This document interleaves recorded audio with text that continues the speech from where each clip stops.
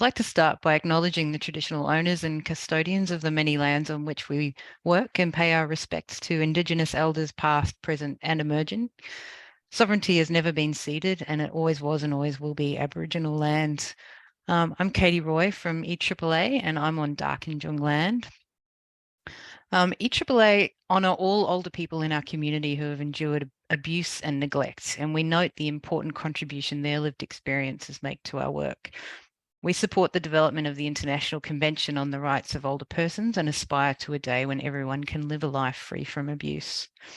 Welcome everyone to this Lunch and Learn session. Anyone working in or interested in the elder abuse session can attend these. However, as a member-based organisation, invitation to present is only extended to our members. And you can find out more about our membership via our website, which is eaaa.org.au. Financial Counselling Victoria have been a member of ours since 2019, so one of our oldest members. We're incredibly appreciative of their ongoing support of EAAA. Today, I'm really pleased to introduce you to our moderator, Dr. Susie Goldsmith. She's the lead of special projects at Financial Counselling Victoria. Susie's experienced in conceiving and delivering on projects in a mixture of consulting and research settings, most recently in the not-for-profit sector. Susie's role has a focus on financial elder abuse and the role that financial counselling can play. Susie also has prior elder abuse experience and work for Seniors Rights Victoria, Elder Rights Advocacy and Brain Injury Australia. Over to you, Susie. Thanks so much, Katie. And yes, welcome everyone. I'd like to start also by acknowledging the traditional owners of the lands we're meeting on today. And in my case, that's the Wurundjeri people of the Kulin Nation. Financial counsellors work with people who are vulnerable and so are at risk of or experiencing financial hardship. As qualified professionals, financial counsellors bring a combination of technical expertise and counselling skills to listen to a person's story and, with an understanding of the full context, provide information and options. The model is one of empowerment. The person is encouraged to make their own decisions, and the financial counsellor walks alongside them through this process, assisting with implementation where needed. This session, as Katie said, is presented by Financial Counselling Victoria, which is the peak body for financial counsellors practising in the state. But financial counselling is available nationally, and the resources that we'll share at the end of this session are nationally relevant. I'm delighted to introduce our two panellists for today. They're both financial counsellors. Sandra Blake joins us from Wiradjuri country, where she's a senior small business financial counsellor working on the National Small Business Debt Helpline. Her previous financial counselling roles have been as a generalist financial counsellor, rural financial counsellor, older persons financial counsellor at Royal Melbourne Hospital, and working with students at Albury Wodonga campus of La Trobe University. Sandra has also helped to prepare training materials for other financial counsellors. She lives on and manages her own farm in northeast Victoria, and as a volunteer, she helps humanitarian refugees to obtain visas that bring them to Australia. Mike Kirkness hails from Darrinbal country and joins us today from Gunai country. Mike is a senior financial counsellor with 16 years of experience. And over the past 10 years, he's had a focus of practice on issues facing older people, especially First Nations people in remote areas. Most recently, in his role within a community health setting, Mike's enabled increased reach to the most vulnerable clients through the benefits of co-working with the health or aged care workforce. Mike's previous roles included working in the disaster response of the Queensland floods in 2010 to 11, and as team leader at Red Cross Northern Territory and Better Place Australia. He's a specialist in gambling and rural financial counselling and is also a professional supervisor. Now we're going to have a fruitful conversation in this session. There will be no PowerPoint. I'm sorry if you're disappointed, but there we go. If you have questions as we go, please post them in the Q&A and we'll pick them up where we can. Any questions we can't get to or can't answer swiftly, they'll be responded to in written form following the session, and we'll provide links to useful resources following the session as well. So let's get going. Sandra, it seems to me that the Bank of Mum and Dad is not limited to house purchase. Would you like to share an example?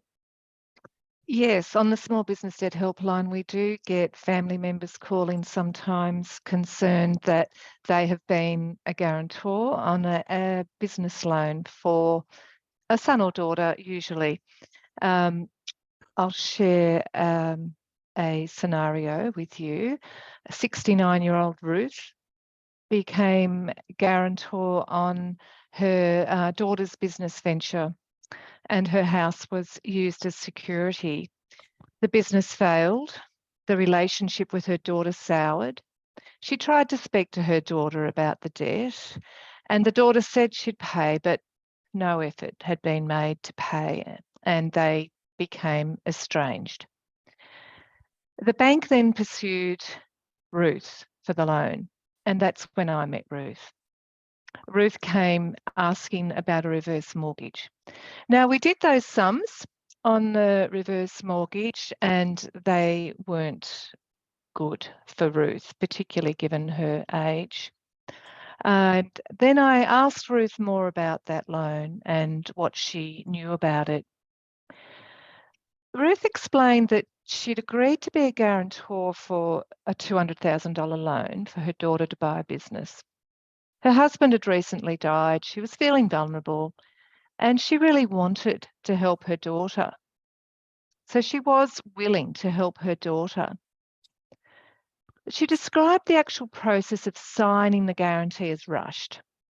She wasn't given time to read what she was signing, and it wasn't explained to her.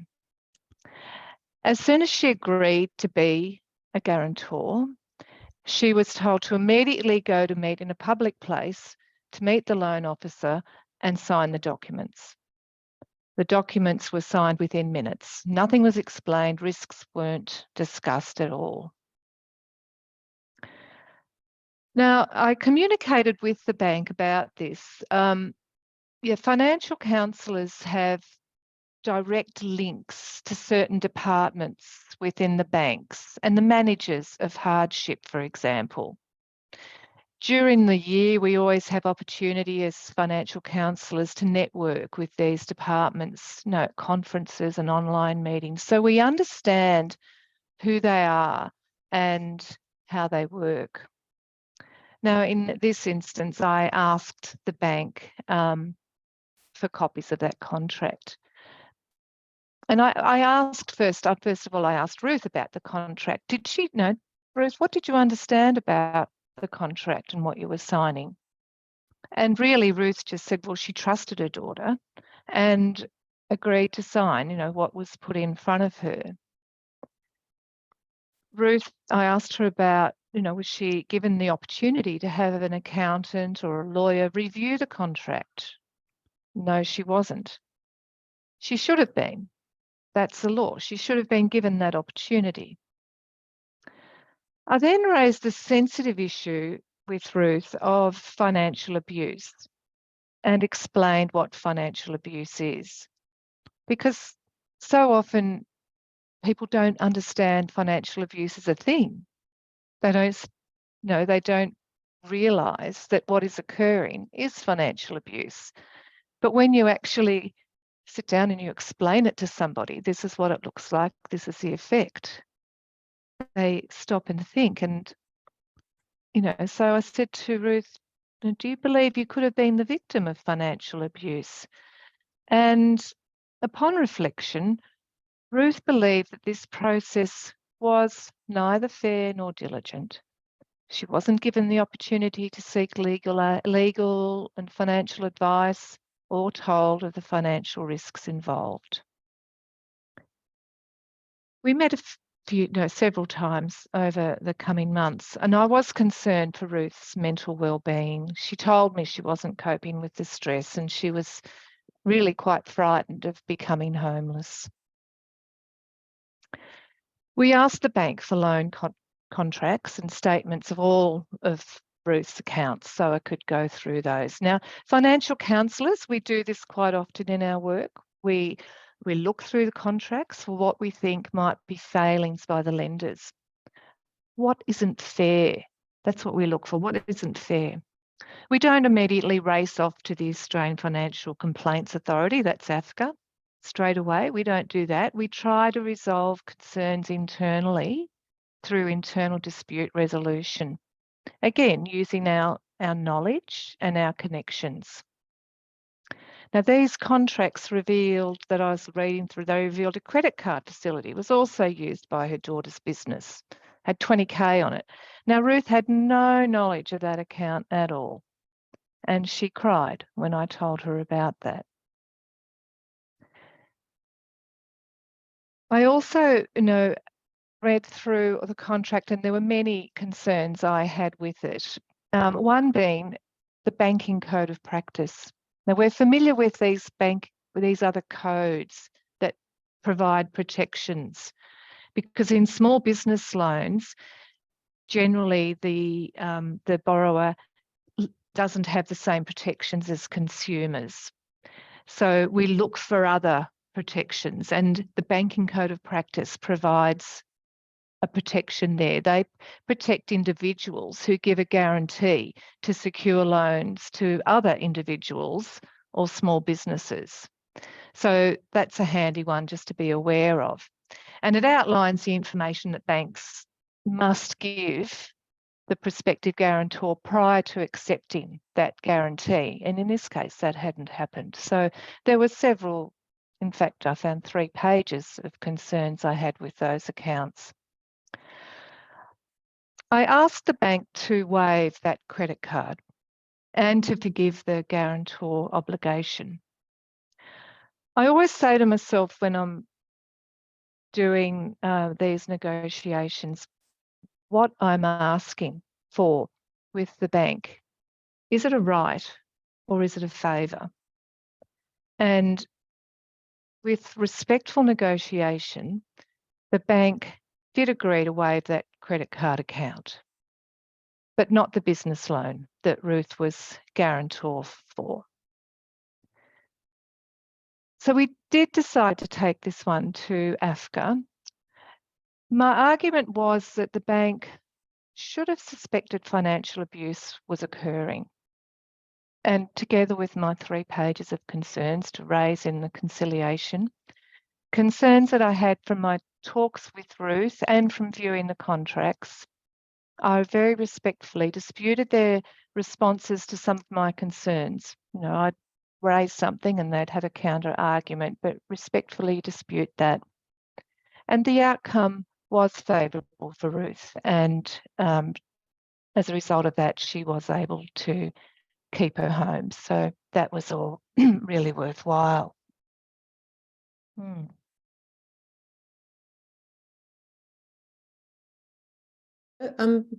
Thanks so much, Sandra. Sorry, I was on mute. If anyone has any questions, please post them in the Q&A and we'll start dealing with them. I had another case I'll quickly go through if there's nothing there before, and then I don't want to impede on Mike. He's got a lot to say, I know.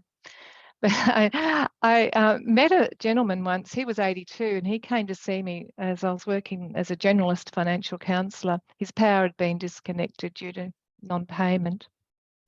I asked him to show me his bank statements. Again, we, as financial counsellors, we really examine these bank statements. They give us so much information.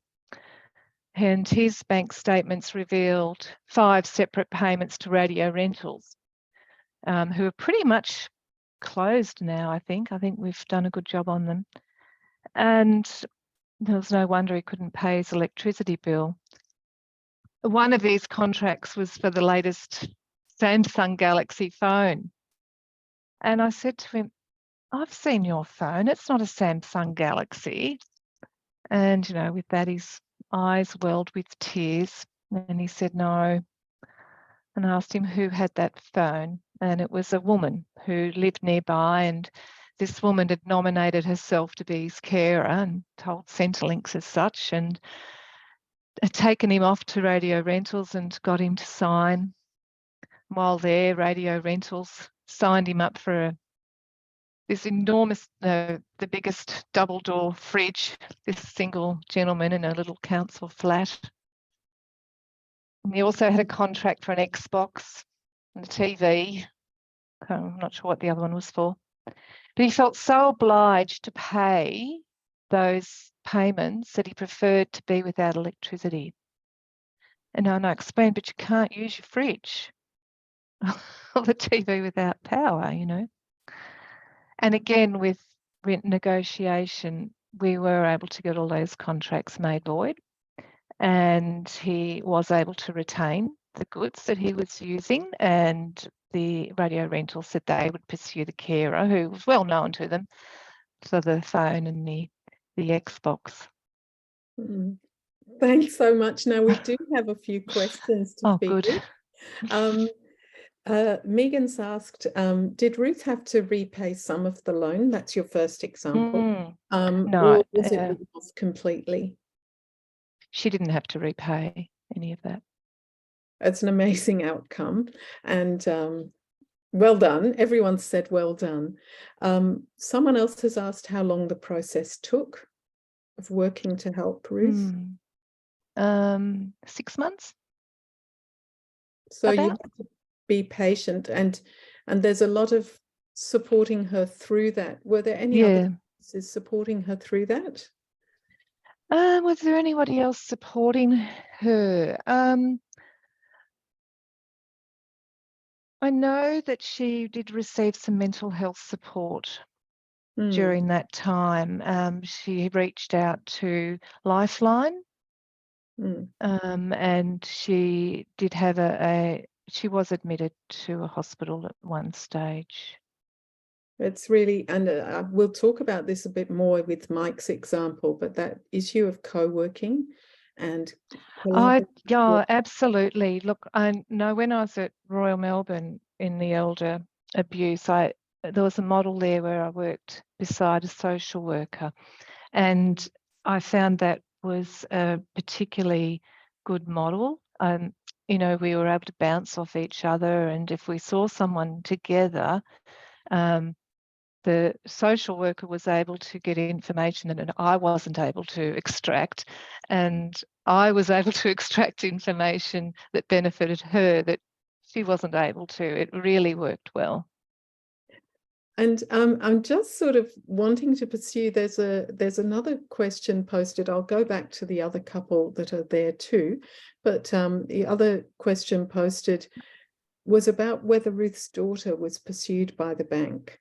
I don't know. For the daughter? I won't hear about that because that's she's not my client, and it's not my business, so I don't know. Yes, that's really, and that really highlights this issue that a financial counsellor works for one person, not for the whole. It's not a family counselling. That's situation. right. Someone has also asked what the problem was with the reverse mortgage. Okay, so I can illustrate that actually. I used the Money Smart reverse mortgage calculator, and I hope everybody's familiar with that. And if you're not, go to the Money Smart website. There's so many great tools on there and information. And key in your figures, and that brings up your your results, and then you can work that out for yourself. But for this instance, was the maximum amount that was available that I could put in was $196,000 in 15 years' time, when the client would have been 83. The client would have owned 52% of her home. Now that's based on the valuation that predicted, because the app works out the predicted value of the home, 3% growth per year, and what the loan would be. So that wasn't going to be favourable. Thank you for that. And Mary Ann has asked, are you able to clarify what documents a bank has to give a guarantor, or where is that list, so that other people can understand what's involved in being a guarantor?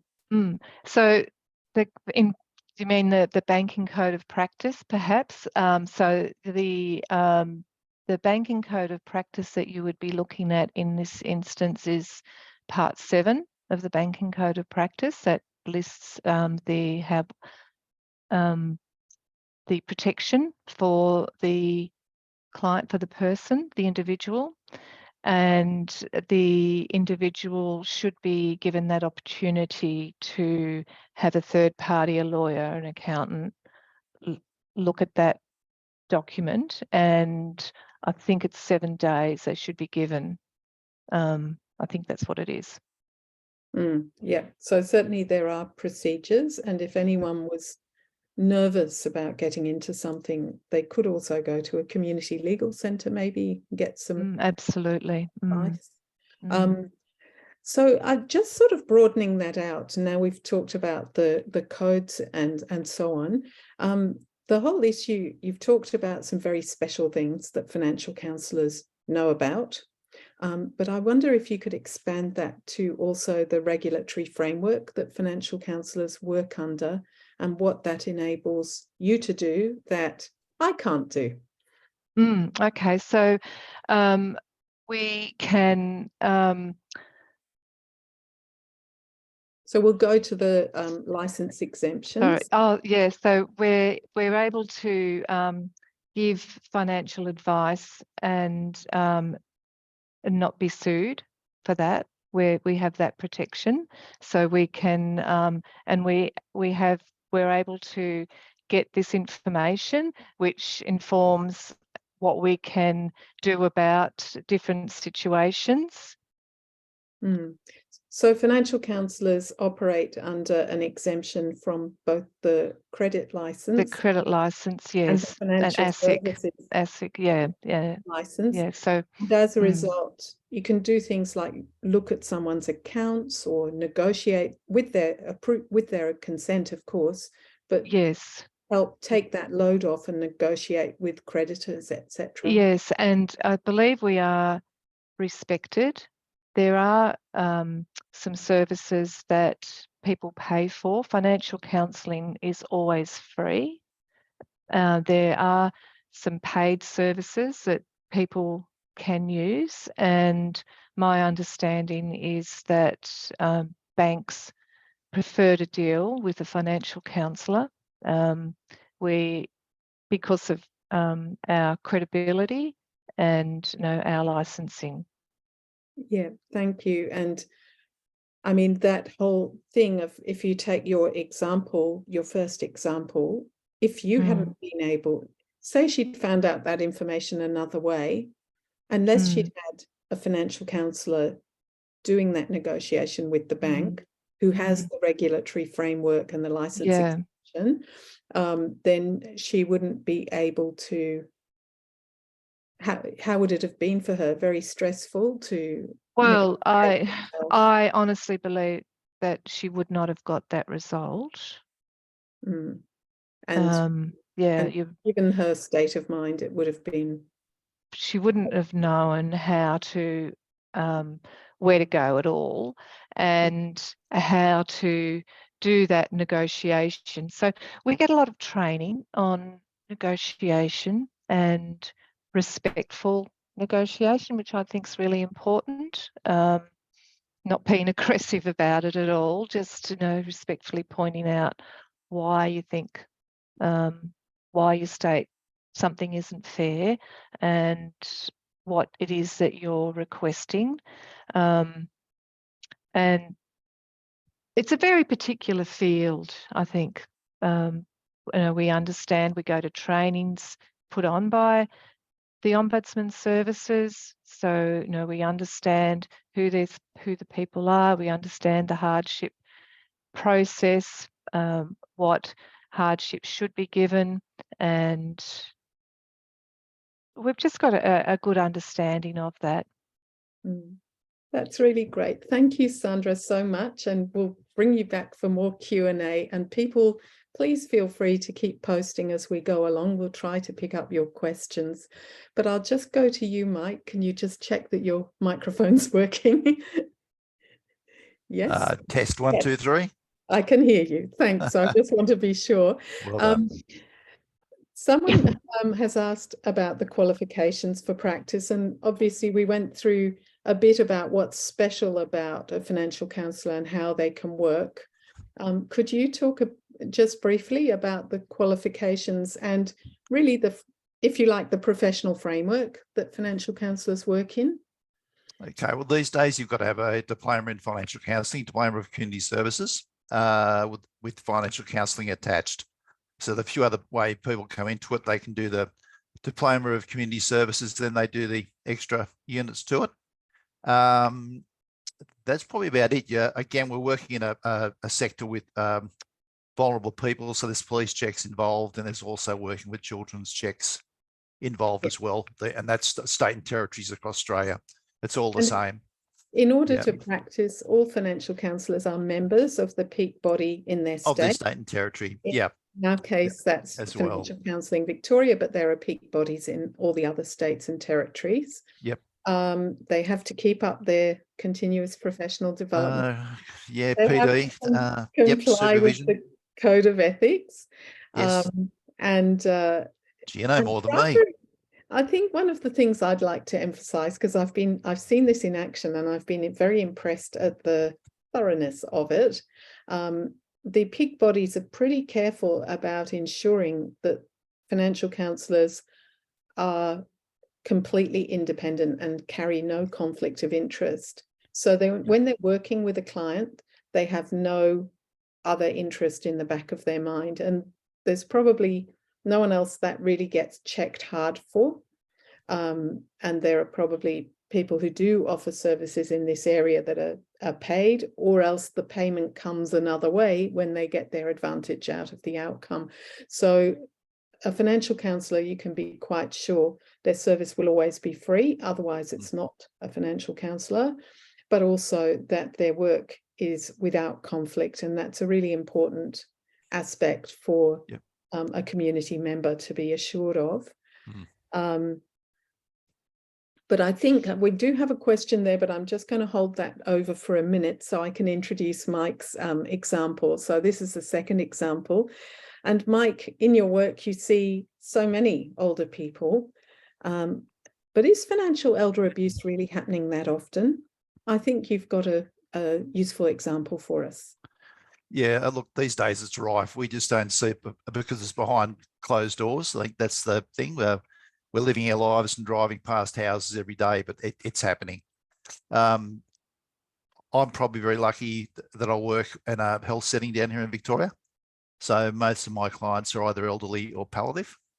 So I'm seeing at the coal face what's actually happening to these people out there. Yeah, thank you. So I think you've got a story about going into an old age facility. Yep. And asking them about centre pay. Yeah. So what I did was I organised a workshop around financial health check with the people in the home. It was a large home. Out of the residents, 15 took up the opportunity and attended. Out of the 15, there was 13 that had issues with their centre pay. So we downloaded their centre pay for them. And 7 didn't even know they had a centre pay account. Someone had actually set it up on their behalf, which is really scary. So what we did was we ran through them all. We looked at the issues on everybody's centre pay statements. A lot had, because they'd gone into the home, a lot of them had old telcos that just hadn't come off, telco bills, and they'd just forgotten to take them off. And sometimes telcos just keep rolling and don't stop them automatically.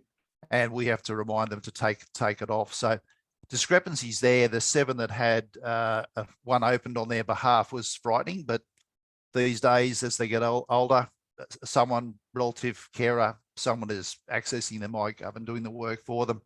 The majority had not checked their statements in years. That's bank accounts, centre pay, Centrelink statements, nothing. They just let life roll on as they got older. Out of the 15, there was 5 where the alarm bells were starting to go off. Two were sons. 2 had sons that had actually added a phone plan to their CenterPay, because these days most you can do it over the phone, an organised contract for a phone. So you're just putting in the details. So they're taking control of mum and dad. One was a father who was being touched. The other one was a mother. They didn't have any idea that their sons had been accessing it.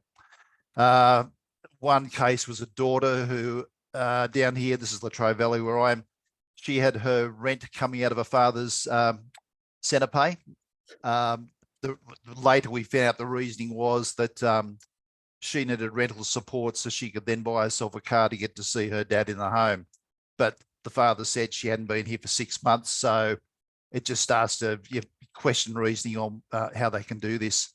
The father actually ended up paying out that car loan for the daughter, but stopping all access to CenterPay and took all rights away from her to MyGov. So he was back in control. And some people ask, well, wouldn't they know the money's disappearing? Well, if they've got money in the account, this old man had about 130,000, never checked his bank statement. So it was dwindling down slowly but surely, even from his pension, but he wouldn't have known because he was just old and just wasn't checking. So that becomes a bit of a dilemma. Common one, we had a few with, one had a new Samsung Galaxy phone put against a mother's account. Same reasoning, I needed the phone to talk to mum. Without the phone, I couldn't contact her. The mother wasn't too happy about it, but let it go as well. And one had 2 mobile phone plans, one for him and one for his partner, and also had a TV through a rental company attached to the CenterPay. And all these people just had no idea this was going on. So they've got access to the MyGov, mum and dad's in the home, have no idea, and that's what we're seeing. The common theme which came out of this which was really interesting was when, again, it's not me, I'm a third party to this because they've got the issue with the relative or the carer, not me. I'm sort of meeting in the middle. But I asked the ones that would talk, why did they access the accounts? And the common theme was, well, mum and dad don't need the money anymore. They're old, they're in a home, they don't need the money. And we're doing the best we can. So it became like a God-given right to access this money, which was really scary. So who is looking after mum and dad these days? That's a bit of a problem we've got. And Mike, just following up on that, just a quick question along the way. Yeah. In your view, do they need the money? It's their money. They have a right to do. It's their right to decide what they do with their money. But you have come across people who really don't have enough. Some don't. No, the homes work in a strange way. If you've sold an asset like a home, it goes into the company's pool of money to earn interest, which will pay a lot of the cost for the home. But if you're a pensioner coming in, you're paying a lot of your pension towards your upkeep in that room in the home itself. So some just don't have the money. But once the children get access to and their accounts, they can work around it with mum and dad in the home. They know how much mum needs in the home, so we'll take this much. And it's just common. But then again, the problem is as they get older and they're in there, and the ones living at home as well, once they're in this state, they've got to trust someone to look after their money. And this is where I find now, especially through my organisation, the elderly are really having an issue deciding on who they're going to trust. So that's where it's getting rife as well. I'd have 3-4 nurses a week either email me or call me and say, Mike, I've got a client. This is what's going on. So again, it's spreading quicker than what we can keep up with. So just talking about people needing the money, Megan's just posted a question. Do you see people having their pension reduced as a result of breaching the gifting rules because their children have taken money? That's something I probably wouldn't come across in my field. It's something that could happen out there. But again, like any your Centrelink, you can contact them if there's an issue. Once they learn that the children are touching it, it becomes a different issue. It's not the actual client, it's the perpetrator attacking that account. So Centrelink, some stages have a heart, but they'll listen to what's going on. Yeah. Can you just, going back to the license exemptions and regulatory framework, the question of accessing someone's centre pay to check it, is that a special thing for financial counsellors to be able We can access with authority. Yeah. Yeah. So long as the person's consented. Yes, we can access. Yeah. And believe it or not, a lot of people don't even know centre pay exists. More than 50% of the workshops I do, they don't even know it exists, but someone's accessing and putting things on their centre pay. That's the frightening part. And centre pay is just a payment system attached to your Centrelink. Attached to Centrelink. Yeah, look, people set up utility bills, rates. There's a list of who can access it and you can pay off centre pay. So you can't pay a car loan. You can't go to a bottle shop and have an account. There's certain things you can, health organisations, you can, a pharmacy, nils loans. There's things you can set up on a centre pay basis to pay.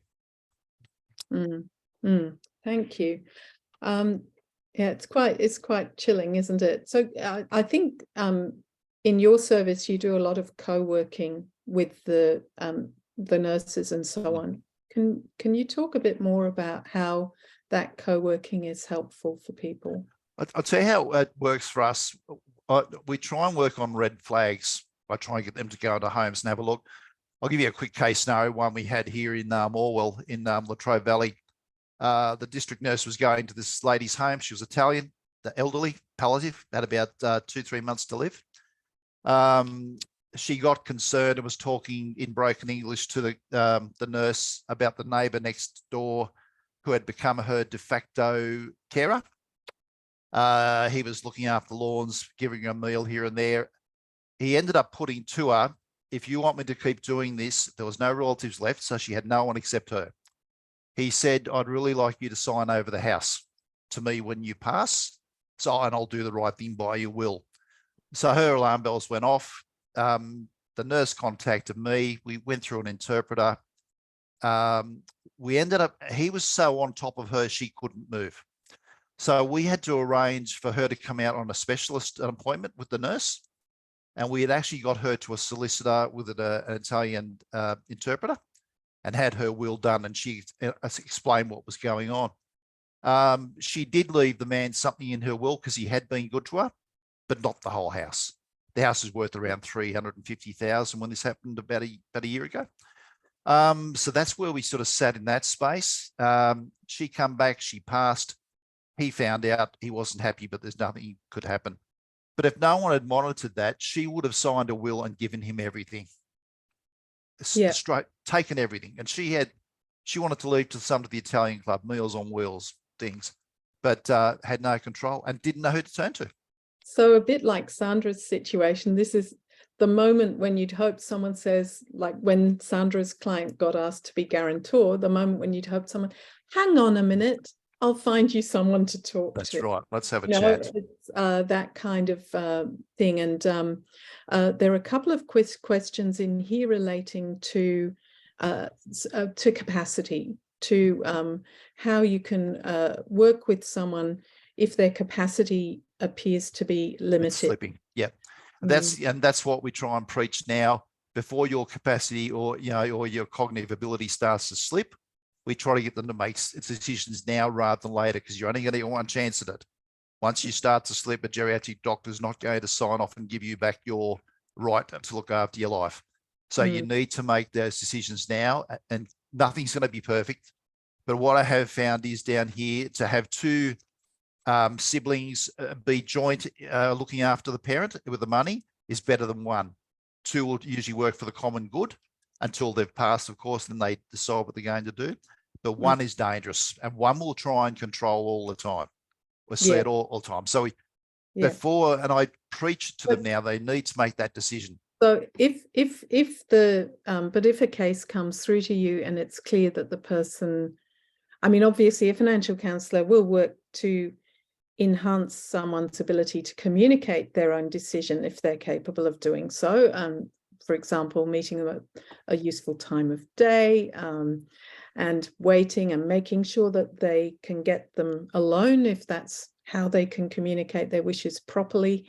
So there's a lot of trouble put to that sort of thing in service of the client. But if the person has already truly lost capacity, what direction do you take then? it makes it hard for us. You've got to talk to, if there could be like 3 or 4 siblings, one's taken control of it all prior to, you've just got to try and encourage them to get some legal advice on it, around it. At the end of the day, you can put a caveat on the estate, and let VCAT fight it out, or someone, or this is Victoria, let someone fight it out in a court over who's who. Courts aren't silly either. They see within 3 or 4 weeks prior to the person passing, someone's decided to change the will. Courts aren't stupid. They can see someone's taken advantage. But I think there is, so what we're saying is that there's that clear division between what a financial counsellor can do and what a lawyer is required can do as well. Where we come in, it needs to be prevention before cure. We need to get them before they get into that state, and we need to educate them prior to that becoming there. Because once they're at their state, we can't help.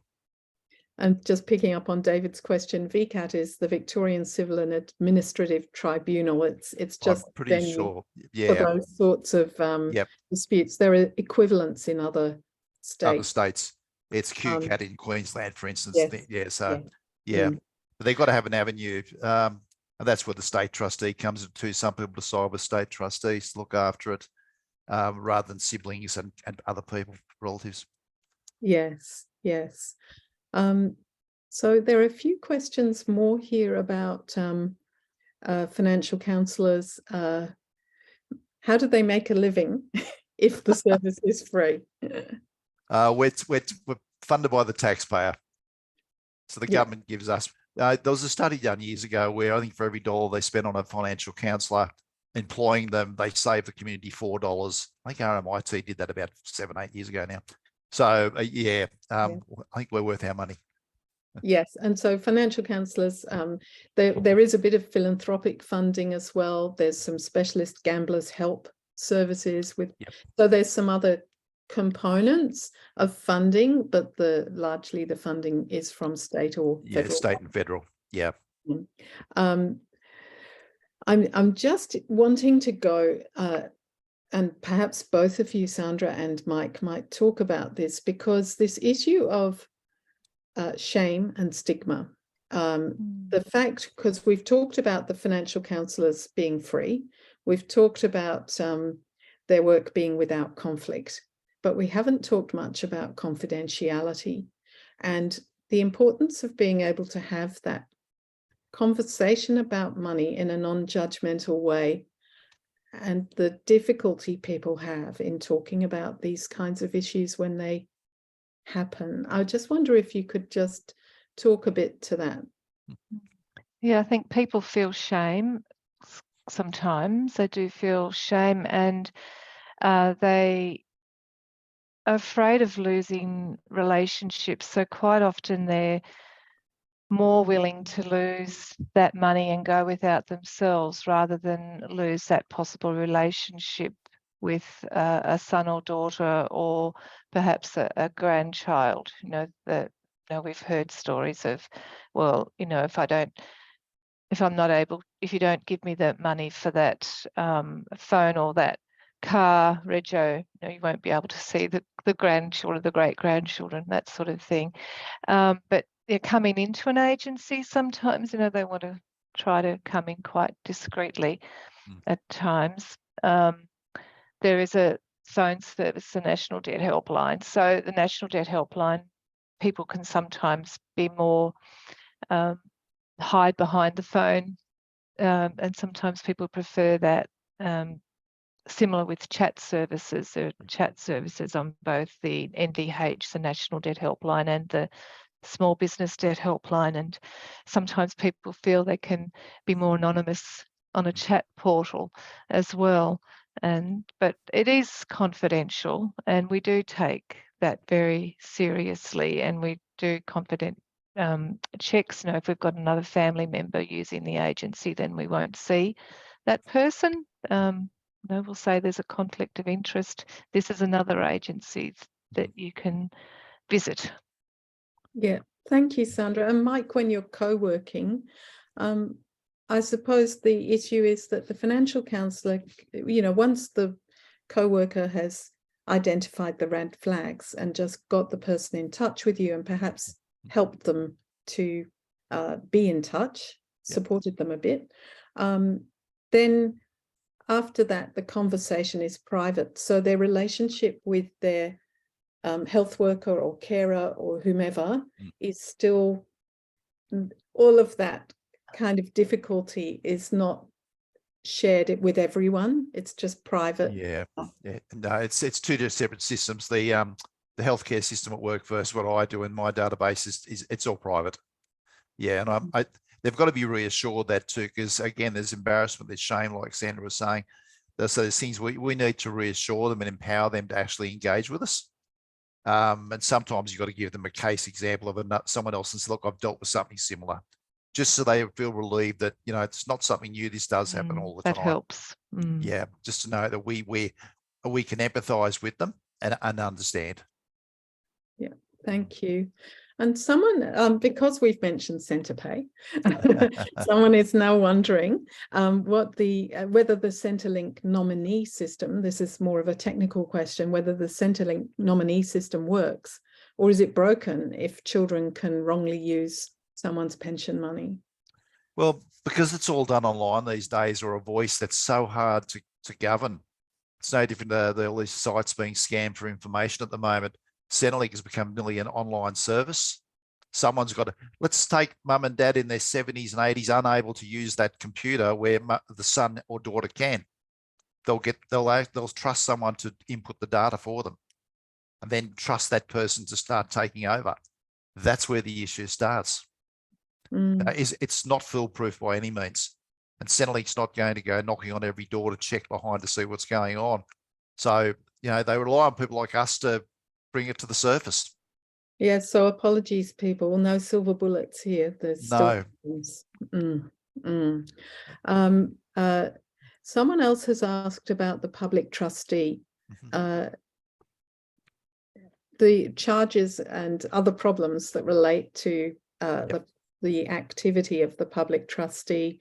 Is that really the scope of financial counsellors? Look, it's something I suppose we're involved with. We wouldn't take it on. We'd refer on to someone who could look after it. The trustee's got a good and bad reputation in Australia. Every state and territory's got a different way of looking at it and dealing with it, different charges and bits and pieces. The trustee's a good thing if you're in control. If you decide to get the trustee, you work it out with the trustee what's going to be charged. You are in control. It's when it's taken away from you, all of a sudden these fees can get frightening. The trustee won't tell anybody what's going on behind the scenes. So, you know, it's a real individual basis on how you deal with them. We can ring with our client and, you know, and just say, look, you know, this is the situation, you know, we want some clarity. Yes, and that kind of three-way is often very empowering for the client, isn't it? Because they hear how to have that conversation as well. Yeah. Well, trustees are reaching out to us now. I do a lot with mental health issues down here, do their budgeting and get them back on track. So the trustee is reaching out to financial counsellors in Victoria to try and assist them with clients. There's a financial counsellor employed there as well. That's right. Yeah. So we're starting to get a bit more agreement with them. Yes, everyone's trying to improve. But talking of improvement, we've got a great question here from Kelly, which I'm really enthusiastic for you to answer, both of you. Kelly has asked re-Centrelink, but I think we could expand it. Is there any systemic advocacy that you know of where Centrelink has a duty to provide better and safer systems for older people? Can you talk to the systemic issue advocacy work that our sector gets engaged with? Well, for the elderly, the problem is now they can't communicate with them. Trying to get on a phone and trying to get it done is just so cumbersome and on their system as well. That's the biggest issue we've got that needs to be looked at.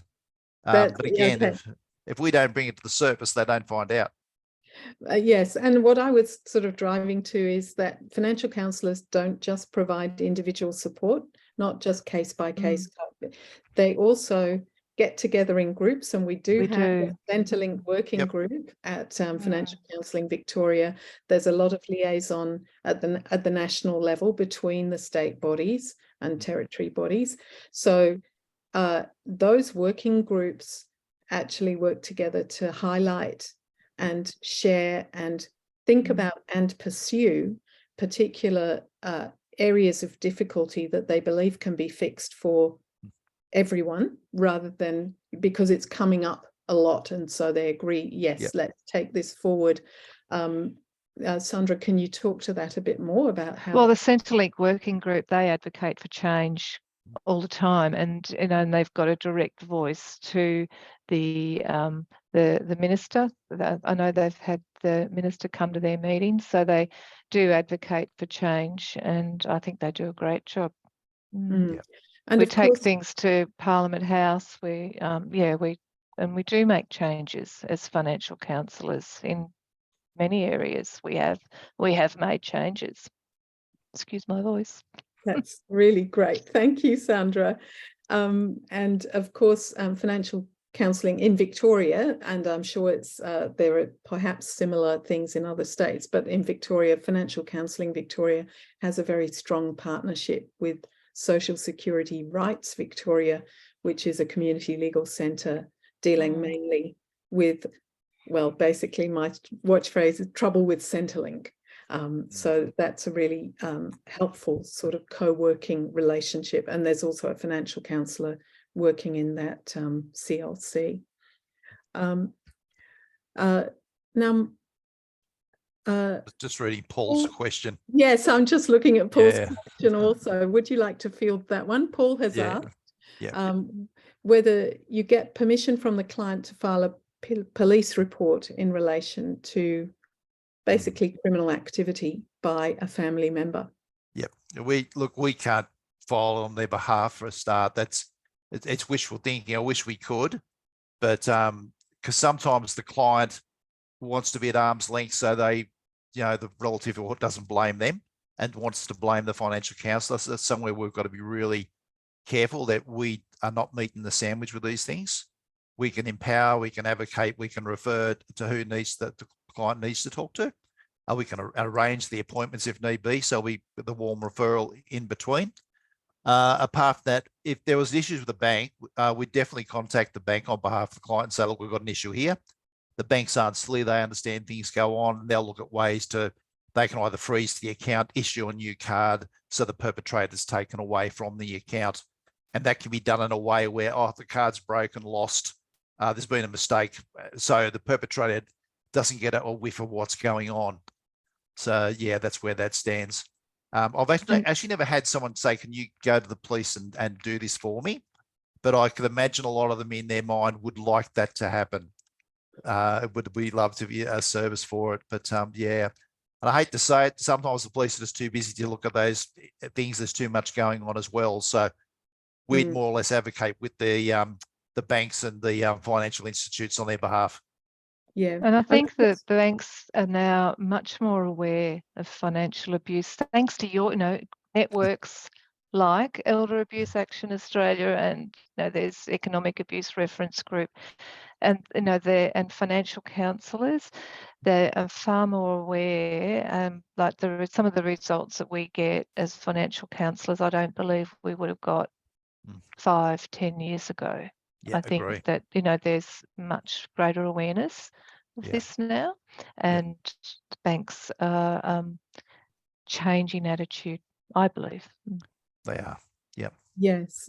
It's and of course in Victoria we've had the financial elder abuse trial by Victoria Police, where they've been intervening in different ways. But I would be remiss if I didn't ask one of you to cover the reporting of abuse and safety considerations that's pretty much mandatory across all sectors. Can one of you take that, the MARAM reporting framework? Well, I haven't touched MARAM for a while, so I'm probably a little bit out of date with that. Well, but, I'll just But if you thought someone was at risk. Yeah, there's a process we go through with the MARAM. Yeah, again, that's more around red flags. We've got to know what to do. We might have to put a safety plan in place for the person, move them out of the place, try and move heaven and earth to make sure the person's safe. MARAMs are constantly morphing.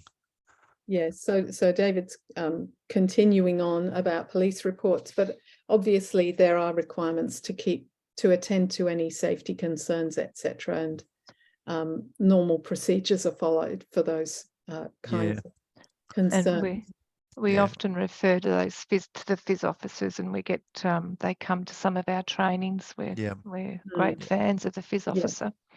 Yes, Sandra's just relating to Linda's postings. Linda's been madly updating us with some of the New South Wales agencies. Thanks, Linda.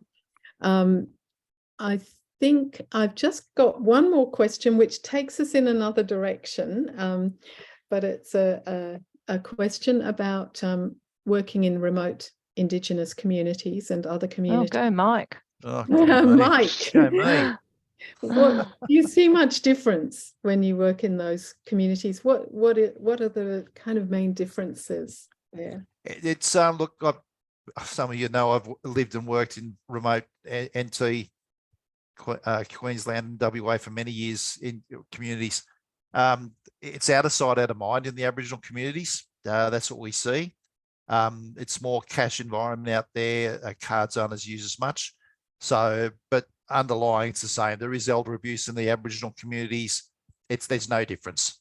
I remember a case when I was living out at Warburton where the children had put the mother into the home, taken her card, spending her money.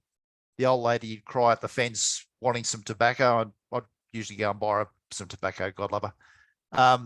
But yeah, as far as they were concerned, mum's fine, she's got food, we've got the card, who cares? So it does happen everywhere. It's not isolated to mainstream, it's happening everywhere. But again, it needs someone to raise the issue and work on the issue. It's a little bit more different when it comes to the mob out there on how you would tackle things, because you don't want to start trouble out there. So yeah, there's ways and means. Yeah, thank you. Look, I think I'm going to wrap up because we've got so much to think about from this, and we'll be providing you with follow-up links and web pages, etc., to have a look at. Those, as I said, will be nationally relevant in terms of where you can find a financial counsellor, etc. We would love to see more funded financial counsellors working in an integrated way with other services to provide that sort of extra component of support to people who unfortunately are quite prolific in experiencing these kinds of problems. So I'd like to extend a big thank you to Sandra and Mike for sharing your wisdom and experience very generously with us, and thank all of you for coming along and paying sharp attention and challenging us with your questions. And to Elder Abuse Action Australia, who may follow up with something after I've finished here, to Elder Abuse Action Australia for bringing these lunch and learn sessions to us, and for all the other terrific work and resources that you pulled together. Katie, do you want to say something finally? I'd just like to say thank you to you all for putting together this amazing session. So that's and we're at time, but yeah, and thanks to everyone for the questions. It was really great to see such an engaged community. This has been recorded, so I will be sending the recording out to everyone on the list and adding it to our website as well. Thank you.